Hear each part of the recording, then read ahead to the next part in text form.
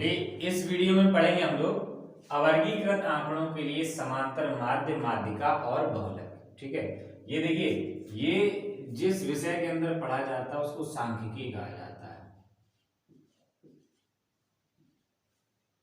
गलत लिख जाता, सांख्यिकी। ठीक है, ये कक्षा 9 और 10 में है, 11 में भी है ना। तो देखते हैं इसमें क्या है। ये जो आंकड़े हैं, ये आंकड़े, इनको अंग्रेजी में डेटा कहा जाता है, डेटा। ठीक है ना। जनरल लाइफ में हम लोग इसको डाटा बोलते हैं, डेटा कहा जाता है इसको।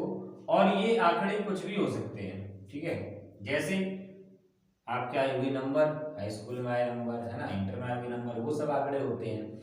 या कुछ दिनों का तापमान ले लिया जाए, किसी भी तरह की संख्याएं, है ना, किसी भी तरह की संख्याएं जो एक निश्चित क्रम में दे दी जाए वो आंकड़े ही होते हैं। ठीक है, अब इन्हीं आंकड़ों के लिए हमें पढ़ना है समांतर माध्य, माध्यिका और ये बहुलक। ठीक है, तो एक एक करके पढ़ेंगे। सबसे पहले समांतर माध्य, तो देखते हैं समांतर माध्य, देखते हैं क्या होता है समांतर माध्य। ठीक है, इसको दूसरे शब्दों में औसत कहा जा सकता है। एक ही बात होती है समांतर माध्य और औसत। जैसे कुछ संख्याएं दे दी जाए, 2, 3, 1, 5, 4, ये संख्याएं दे दी, कह दिया इनका समांतर माध्य ज्ञात करें। समांतर माध्य, ठीक है, इसे x बार से प्रदर्शित किया जाता है। ठीक है, x के ऊपर ऐसी लाइन बना दी जाती है, इसको पढ़ा जाता है x बार। x बार से प्रदर्शित करते हैं तो बिल्कुल सरल है। कैसे निकालते हैं, ये सब जोड़ो, सब के सब जोड़ो और बटे, इनको गिनो, 1, 2, 3, 4, 5, जितनी संख्याएं हैं उतना ही नीचे लिख दो। निकल आया समांतर माध्य। अब क्या करना है इसमें, 2, 3, 5 और 1 6, 6, 5, 11, 11 और 4 15, 15 बटे 5 यानी कि 3, समांतर माध्य निकल आया 3। ठीक है, ये है समांतर माध्य। अब इसी को हम सूत्र के रूप में लिखेंगे। ठीक है, लिखेंगे इसको सूत्र के रूप में। देखिए, पहले सूत्र लिखेंगे इसका, फिर करेंगे समांतर माध्य।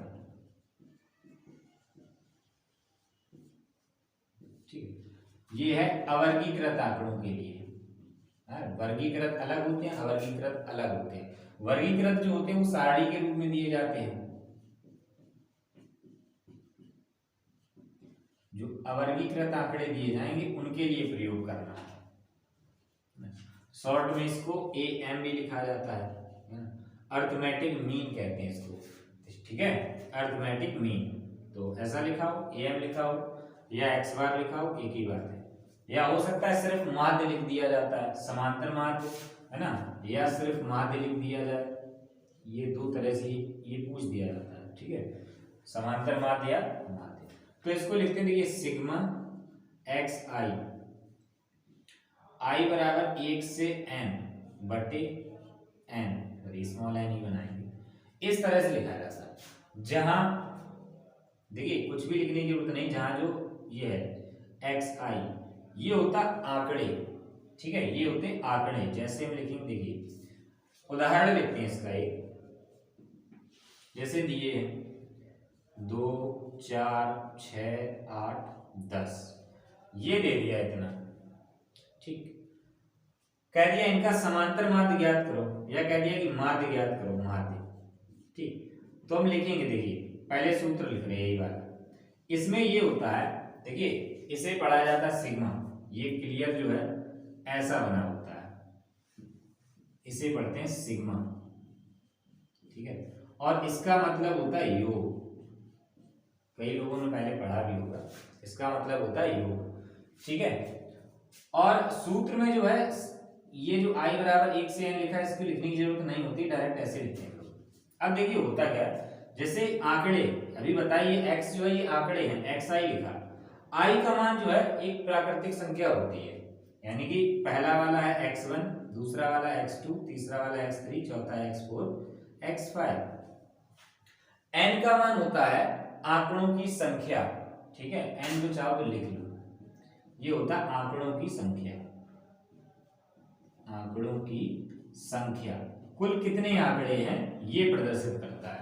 ठीक है, तो ये होता है कि i का मान, यहां पे जो हमने i लिखा है 1 से स्टार्ट करो और जहां तक है, जैसे इसमें n कितना है 5, यानी कि हम i का मान 1 से 5 तक लिखेंगे। जहां i लिखा था, देखिए ये सफिक्स में लिखा है, सफिक्स में यहाँ पे ऐसे नीचे लिखा जाता है। ठीक है, सफिक्स में 1 से n, तो पहले हम 1 रखेंगे, जैसे इसमें 5 है, n का मान कितना है इसमें 5, तो यहीं पे हम i का मान 1 से 5 तक रखेंगे। तो 1 रखेंगे, 2 रखेंगे, 3 4 5। ठीक है, ये 2 जो है ये x1 है, 4 है x2, 6 है x3, 8 है x4 और 10 है x5। अब इसमें कैसे इसको लिखेंगे, तो ये होता है जब हम यहां रखेंगे 1 तो x1, अब सिग्मा का अर्थ होता है योग, जोड़ो, फिर रखो 2 रखेंगे मान तो x2, i का मान रख रहे हैं, i का मान, ठीक है x2 प्लस, अब 3 रखेंगे तो x3, 4 रखेंगे तो x4, 5 रखेंगे तो x5। ठीक है, और नीचे n का मान 5, ये लिख गया, ये हमारा विस्तार रूप में लिख गया। अब इन सब के मान रख दो, x1 x2 x3 x4 x5, तो x1 2, x2 4, x3 6, x4 8 और ये 10/5। तो ये जोड़ेंगे तो देखिए 6 4 10, 8 2 10 और 10 30/5 यानी कि 6, ये निकला है समांतर मान। ठीक है, ये कट तो नहीं रहा है इसमें से, ये हमारा समांतर मान निकला है। ठीक है, ऐसे निकालते हैं समांतर मान। तो वीडियो पॉज करके इसको नोट करें और फिर हम इसे भी विस्तार रूप में लिखेंगे, जैसे हमने अभी इसको लिखा इसको भी लिखेंगे। हो सकता है वही विकल्पीय प्रश्न में आ जाए इसका विस्तार रूप क्या होता है, या समांतर माध्य के लिए सूत्र विस्तार रूप में दिया और आप ऐसे ही लिखते रहे, उसमें मिले ही ना, है ना। तो वीडियो पॉज करके इसको नोट करें।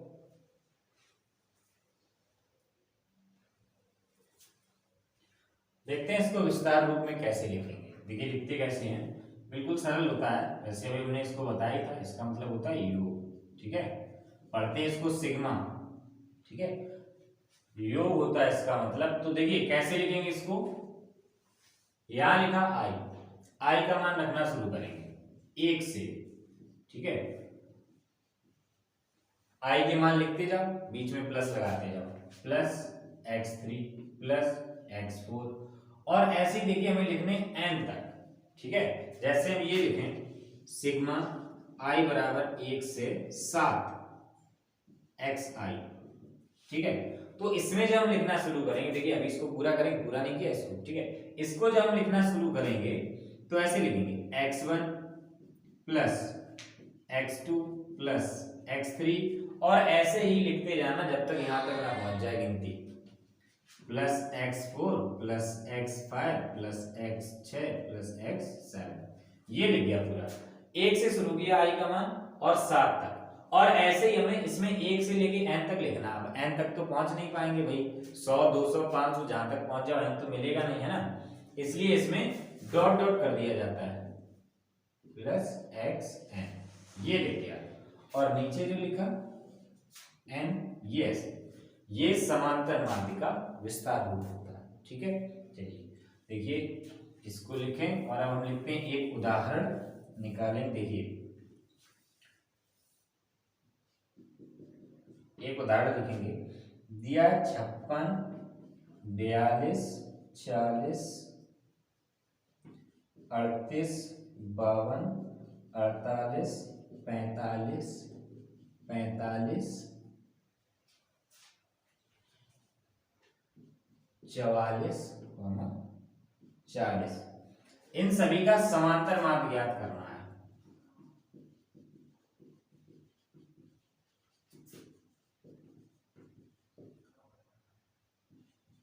इन सभी का समांतर माध्य ज्ञात करना। तो देखिए ये आपको सूत्र ये पता हो या ना हो, बस तरीका याद रखें कैसे ज्ञात करना है। बस लिखेंगे समांतर माध्य। ठीक है, प्रतीक लिखने से अच्छा है आप शब्द ही लिखते हैं समांतर माध्य, ये शब्दों में। तो देखिए कैसे निकालेंगे, सब के सब प्लस में लिखो। 56 plus 42 plus 40 plus 38 plus 52 plus 48 plus 45 plus 45 plus 44 plus 40। और देखिए ये लिखते समय एक बार गिन जरूर लें। हो सकता है कई बार ऐसा होता है यहाँ जो लिखे होते हैं उनमें से एक दो यहाँ छूट जाते हैं या कोई हम दोबारा लिख देते हैं ना, तो एक बार गिन जरूर लें। तो 1 2 3 4 5 6 7 8 9 10, 1 2 3 4 5 6 7 8 9 10 पूरे लिखे हैं।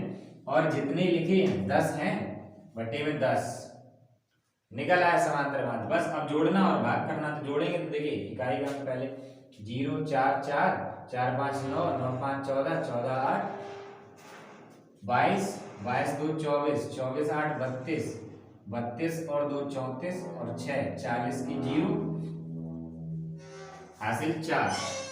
ठीक है, जोड़ेंगे 4 4 8 4 12 4 16 4 20 5 25 3 28 4 32 4 36 5 41 और 4 हासिल 45 बटे 10।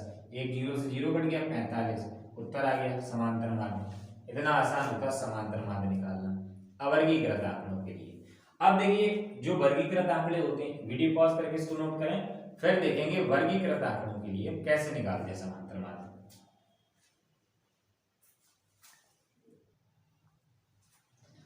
देखते हैं एक और प्रश्न। ये आंकड़े दिए गए कुछ, इनका समांतर माध्य ज्ञात करें।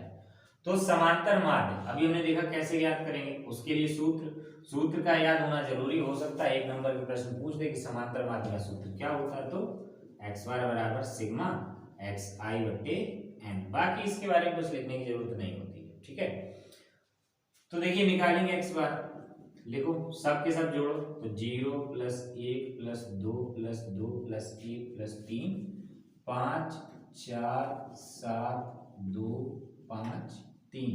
एक बार गिन लेते हैं 1 2 3 4 5 6 7 8 9 10 11 12।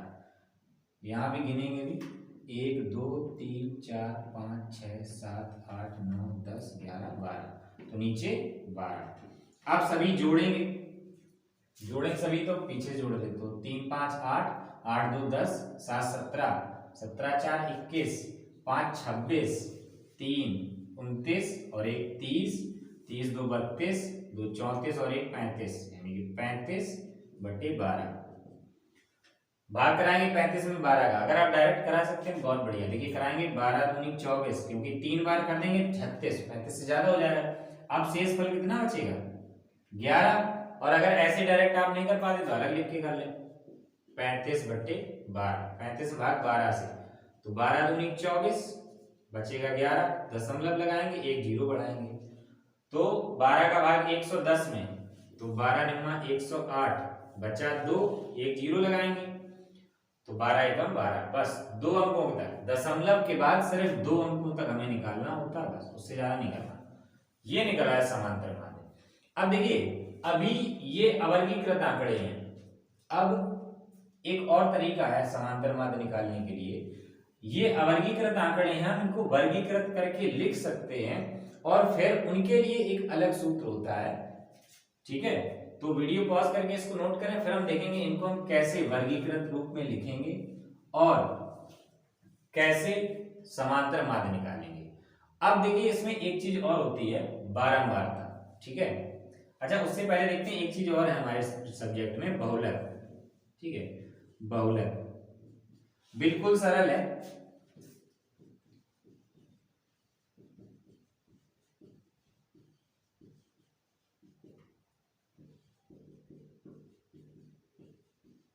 जो सबसे अधिक बार आएगा वही होगा बहुलक। ठीक है, इंग्लिश में इसको कहते हैं मोड। जो सबसे अधिक बार आएगा वही होता है बहुलक। जैसे अगर हम इसमें बहुलक देखें तो सबसे ज्यादा बार देखिए 2 लिखा, सबसे ज्यादा बार 3 बार आया, 2 1 लिखा 2 बार, 3 लिखा 2 बार, 5 लिखा 2 बार, लेकिन ये 2 है, ये 3 बार है। अगर इसमें बहुलक पूछा जाए तो इसका बहुलक है 2। ठीक है, जो सबसे ज्यादा बार आएगा वही बहुलक होता है, बस। ठीक है, अब यहाँ इसकी परिभाषा को एक तरह से और लिखा जाता है बहुलक की। इसमें लिखा है जिसकी आवृत्ति सबसे अधिक हो, जिसकी आवृत्ति सबसे अधिक हो, या जिसकी बारंबारता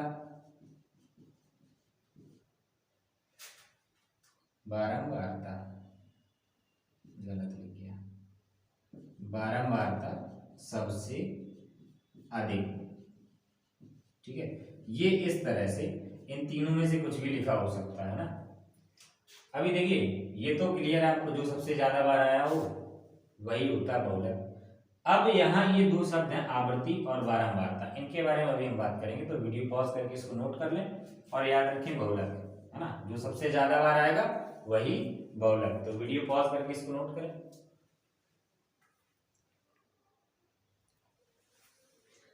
चलिए देखते हैं कैसे इसको वर्गीकृत आंकड़ों के रूप में लिखेंगे। ठीक है, तो लिखेंगे xi, ये आंकड़े, और इसमें बनती है सारणी। ठीक है, तो इसमें हम देखेंगे कि कौन कौन से अंक प्रयोग किए गए हैं, कौन कौन से अंक प्रयोग किए गए हैं, कितनी बार प्रयोग किए गए हैं, ये हम बाद में देखेंगे और एक क्रम में लिखेंगे। जैसे इसमें एक तो 0 है, एक है, अब एक 2 बार लिखा है, लेकिन यहां हम 2 बार नहीं लिखेंगे, या एक ही बार लिखेंगे। ठीक है, एक लिख गया, 2 है इसमें, अब 2 3 बार लिखा है, लेकिन हमें 3 बार नहीं लिखना, यहाँ एक ही बार लिखना है। 3 को भी एक बार लिखेंगे, 4 एक ही बार लिखा है, और 5 को भी एक बार ही लिखेंगे बस। ये लिखे हमने आंकड़े, और दूसरी तरफ लिखेंगे बारंबारता। बारंबारता, ठीक है, बारंबारता अंग्रेजी में इसको फ्रीक्वेंसी कहते हैं, इसलिए एफ से प्रदर्शित किया जाता है इसको, फ्रीक्वेंसी। ठीक है, और फ्रीक्वेंसी का दूसरा नाम हिंदी में अगर देखें आवृत्ति होता है, इसीलिए बारंबारता शब्द या आवृत्ति एक ही बात है। ठीक है, बारंबारता या आवृत्ति एक ही बात होती है।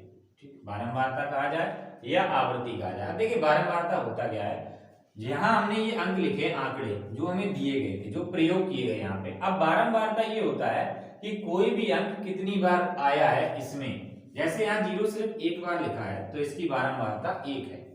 अब अगर हम 1 देखें तो 1 यहाँ पे 2 बार आया है, यानी कि ये जो आंकड़ा 1 है इसकी बारंबारता 2 है।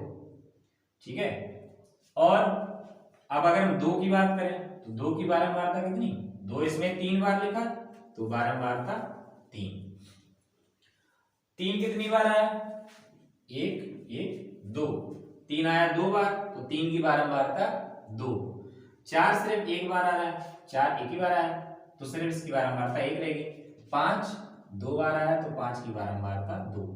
ये बन गई वर्गीकृत आंकड़ों की सारणी। अवर्गीकृत दिए गए थे, हमने इनको वर्गीकृत कर लिया।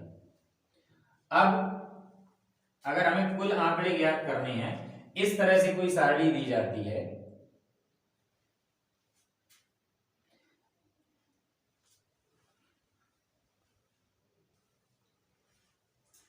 देखिए हमारा 7 रह गया इसमें लिखने के लिए, 7 और लिख लेते हैं। 7 और 7 कितनी बार आया, 1 बार। ये बन गई हमारी सारणी। ठीक है, तो अब देखते हैं क्या है, ये हमारी बारंबारता लिखी, बारंबारता समझ में आ गया।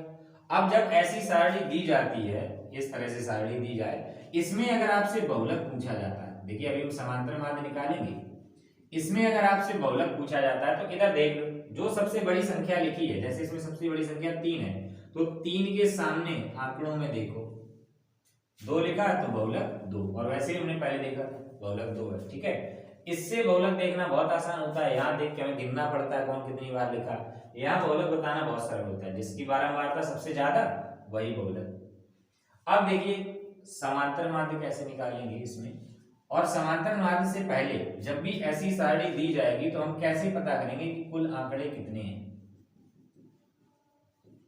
कुल आंकड़े कितने हैं। तो आंकड़ों की कुल संख्या पता करने के लिए इधर नहीं गिनना है, या आप यहां गिन लें, यहाँ गिना 1 2 3 4 5 6 7, 7 आंकड़े, 7 आंकड़े नहीं है। देखिए हमने यहाँ देखे पूरे 12 आंकड़े लिखे हुए है ना।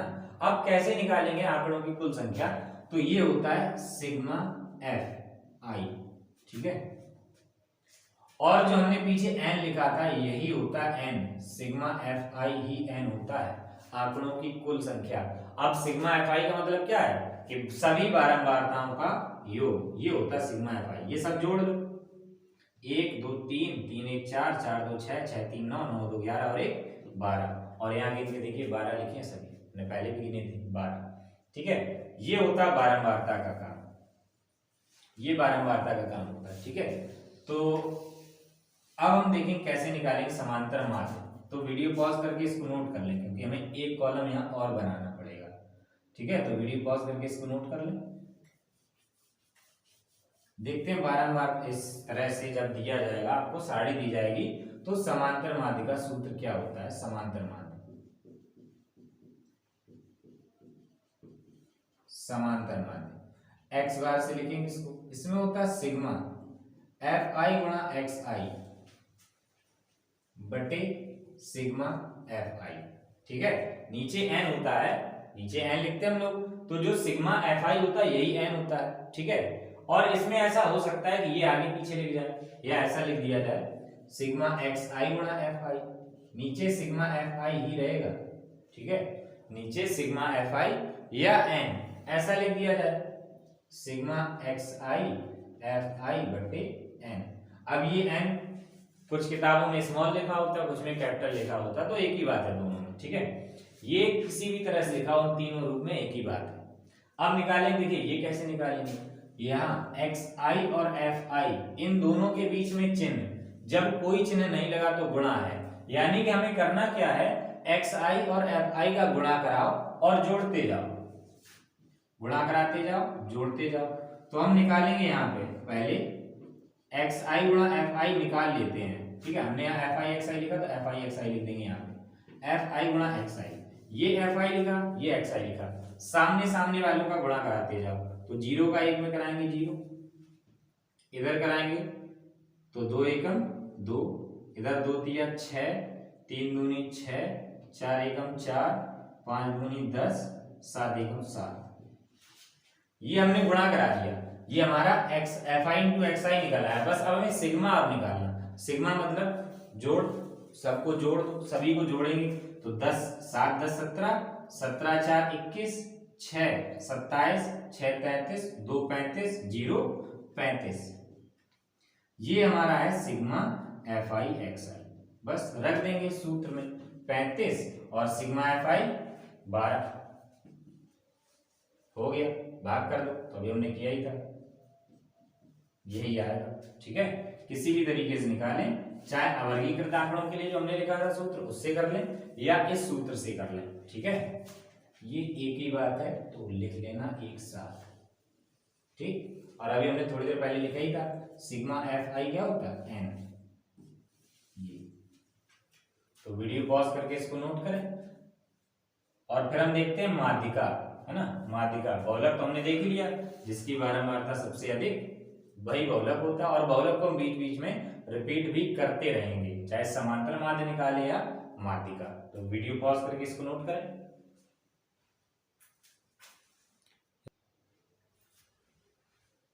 अब देखते हैं माध्यिका, एक प्रश्न के माध्यम से लिखा आंकड़ों की माध्यिका ज्ञात कीजिए, ये आंकड़े दिए गए। ठीक है, तो इनकी माध्यिका कैसे निकालेंगे। देखिए माध्यिका का सीधा अर्थ होता है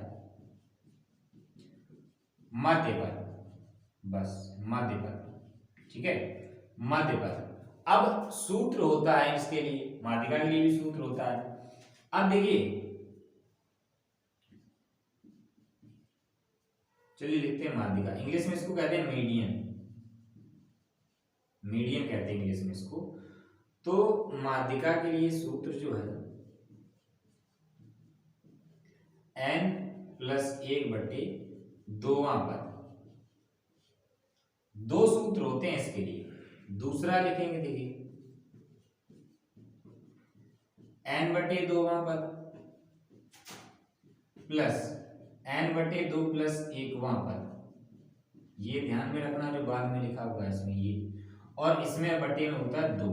ये सूत्र जो है जब n विषम है, अभी हम बात करेंगे n के बारे में, n क्या होता है, और ये सूत्र प्रयोग करेंगे जब n सम है। ठीक है, जब n सम है, ठीक है। इसमें जो n है, n ये होती है आंकड़ों की संख्या। पहले आंकड़े गिनो कितने हैं, उसके बाद देखेंगे हमें कौन सा सूत्र लगाना है। लेकिन उससे पहले भी एक काम करना होता है माध्यिका निकालते समय। सबसे पहला काम तो यही है, आंकड़े जो हैं आरोही या अवरोही क्रम में,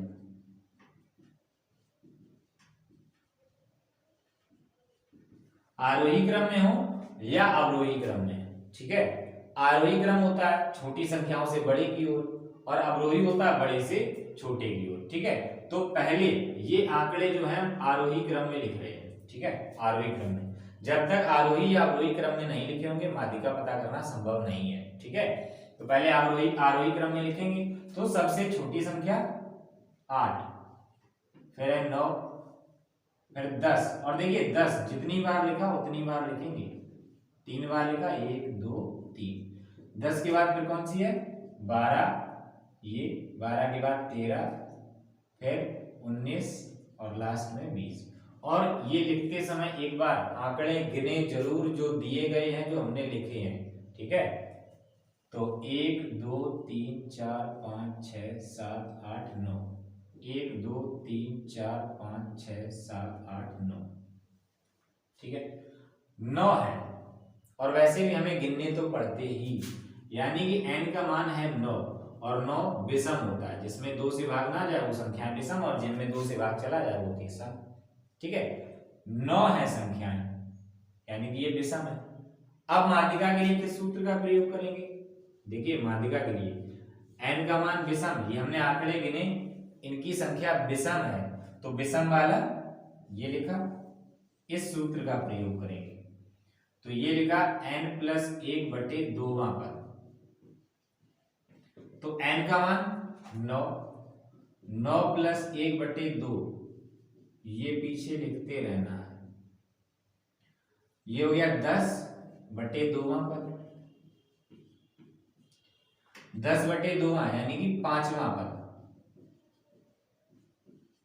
देखिए ये हमने सूत्र लिखा n+1/2 पद, क्योंकि n का मान विषम आया तो हमने विषम वाला सूत्र लगाया, ठीक है। और n का मान जब 9 रखेंगे तो 9 + 1, 9 + 1 करेंगे 10 हो जाएगा, 10/2, और 10 में 2 से भाग करते हैं तो 5 बार भाग जाएगा, तो 5वां पद। अब जहां हमने आंकड़े आरोही क्रम में लिखे हैं वहीं से 5वां पद गिन लो, पहला, दूसरा, तीसरा, चौथा, 5वां, 10, ये निकल आई माध्यिका। बस हो गया, कुछ नहीं करना, ना जोड़ना घटाना, कुछ नहीं। भाग भी इसमें करना होता 2 से भाग। ये सबसे ज्यादा कठिन अगर तीनों चीजों में है तो आपके लिए समांतर माध्य ज्ञात करना। माध्यिका ज्ञात करना बिल्कुल सरल है, मध्य पद देखना बस। हम इसमें ऐसे ही बता देते जो बीच में लिखा है, लेकिन हमें नियम से चलना है। पेपर में करके आएंगे तो नियम से ही करके आएंगे। अगर डायरेक्ट हमसे पूछा जाए कि इसकी माध्यिका क्या है, तो कुल 9 लिखे हैं, 4 इधर छोड़ दो, 4 इधर छोड़ दो, जो बीच में आया वही माध्यिका, बस। लेकिन हमें पेपर के हिसाब से चलना है, पेपर में कैसे करना है, इसलिए हमने इसको पूरा कायदे में किया, ठीक। सीधा होता है माध्यिका का मतलब मध्य पद, ठीक है। अच्छा देखिए हमने माध्यिका निकाल ली, और हमने कहा था कि हम बीच बीच में बहुलक की बात करते चलेंगे। तो इसमें बहुलक क्या है, जो सबसे ज्यादा बार आया, देखिए इसमें बहुलक है 10, ठीक है। तो वीडियो पॉज करके इसको नोट करें, वीडियो पॉज करके इसको नोट करें, फिर हम देखते हैं कि ये वाले सूत्र का प्रयोग कब किया जाएगा, जो हमने दूसरा वाला लिखा, जब n सम होता है, ठीक है। तो वीडियो पॉज करके इसको नोट करेंगे, फिर हम देखते हैं इसको।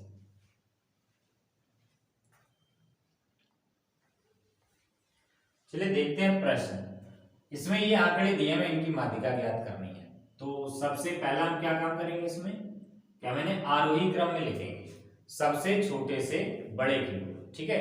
तो देखिए ये जो भी अंक लिखे हुए हैं इनमें 0 का प्रयोग है, 1 है, 2 है, 3 4 5, मतलब 0 से 5 तक प्रयोग किए गए हैं। तो लिखेंगे सबसे पहले 0, फिर 1, कितनी बार लिखा, एक ही बार लिखा, 1।